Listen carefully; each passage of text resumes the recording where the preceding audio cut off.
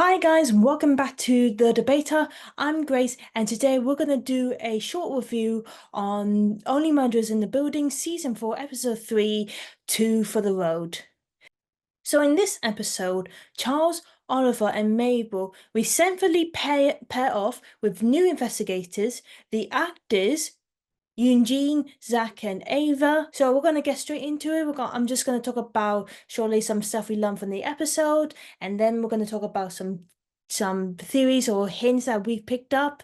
So I'm gonna get straight into it. But before I start, please make sure you like, subscribe, and hit that notification bell, and leave a comment down below on your thoughts on the episode and what did you pick up. So yeah, let's get straight into it. So in the beginning, we see the trio continuing the investigation when our favorite, well, my favorite personally, Detective Williams comes in and gives them a few hints and clues about the case that we sort of already knew.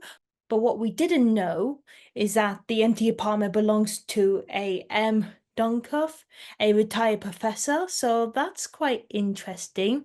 And Saz's phone was turned off, but we don't know if it was either by her or maybe the killer during that time.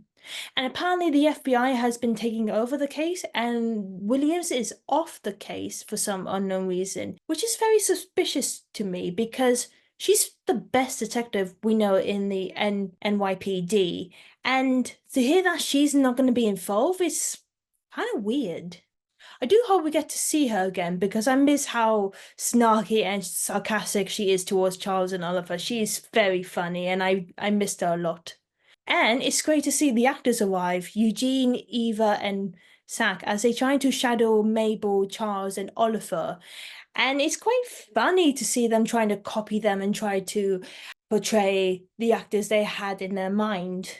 And I like the partnership between Charles and Eugene, especially when they're talking to Pink Eye, like when they wear that eye patch together. It made me laugh a bit when they were trying to cook up some new and weird plans to try to catch him out. Meanwhile, Mabel wasn't too interested in working with Ava because they both have such different approach when investigating suspects.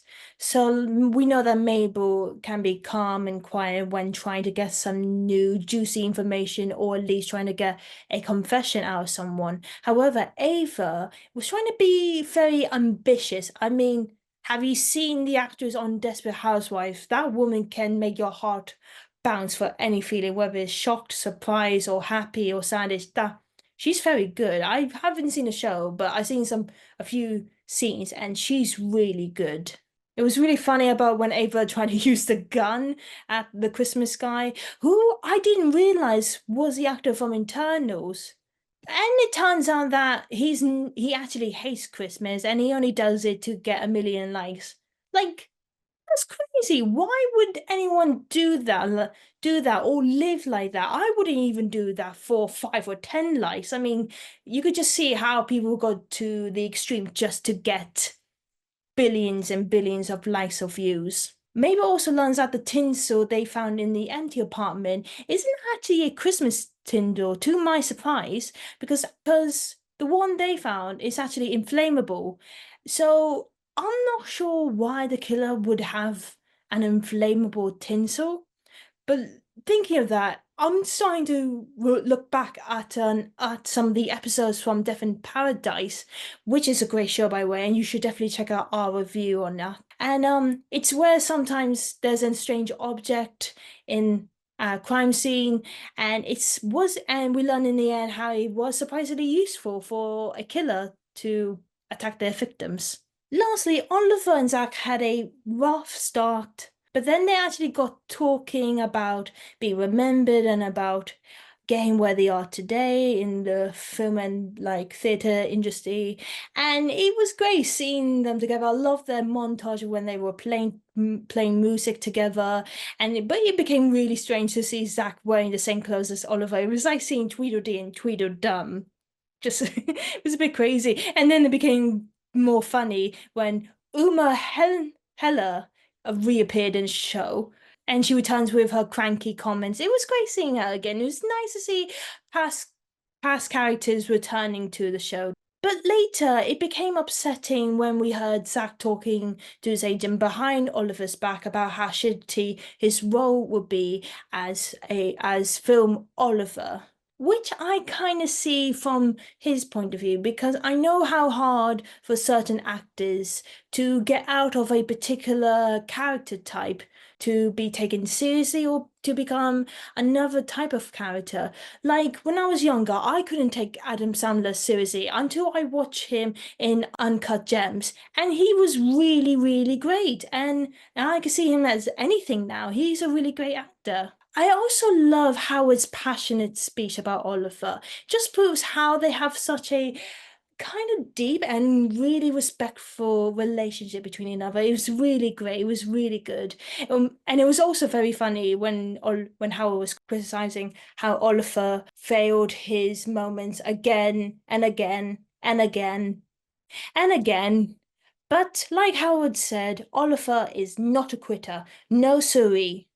Near the end, Oliver, Charles, and Mabel stay together in the empty apartment as Mabel revealed her plan to become a squatter in hopes that it would draw out Donkoff out of hiding, which is actually a really good idea, but quite risky.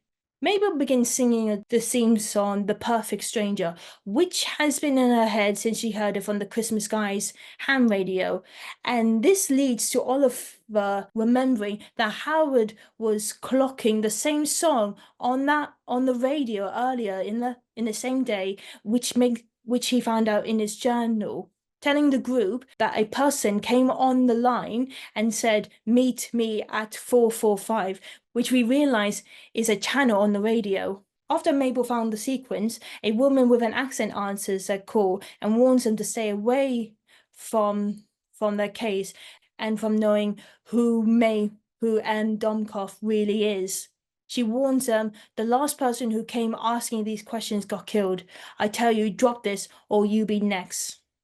And that's where the cliffhanger ends. So far, no theories yet. I'm not sure it's just me, but this show feels like it's taking a really slow pace. I know we got a good murder with trying to find who killed Saz, and the mystery about who the killer might be is really interesting. But I feel like we need more things happening in this kind of time of the season, or maybe they should put like a subplot that involves one of our main characters. So just for a tease for next week for season 4, episode 4, The Stuntman. So Charles, Oliver, and Mabel delve into the particular universe of stunt people. They encounter a suspect with an incredibly familiar face. After reading that short plot, I started to think back about when Charles found a picture of that photo frame in the pink eye guy's apartment, where one of the faces was scrubbed off by black ink. And when I was looking at it closer, I can see a bit of white hair, and to me, it kind of looked a bit like Saz, or maybe someone would look like Saz. And now thinking about it, maybe they might see an incredible familiar face. That maybe it's a guy with white hair who looked like Saz, maybe a relative, or maybe an old friend, or maybe he used to work with Saz or Charles.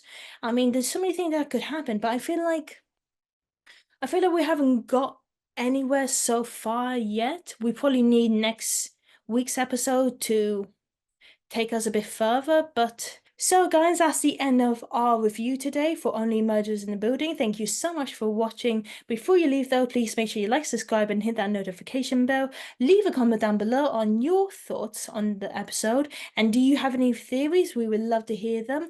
And if there's anything in the episode that you picked up or something that I have missed, we'd love to hear them as well. Don't forget to check out our last week's review if you missed it, or our last week's, or you could check out our reviews of Season 3 and Season 2 of Only Murders in the Building. They're all on our channel.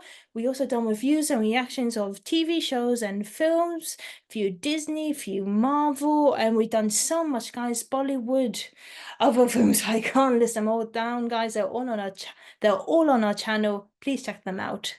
And if you want, you could check out our website that tells you information about the team and some of the videos we've done in the past. And if you want, you can follow us on Twitter, Instagram. If you do, we will follow you back. That's a promise, guys. So yeah, we will see you next time for Season 4, Episode 4. Bye!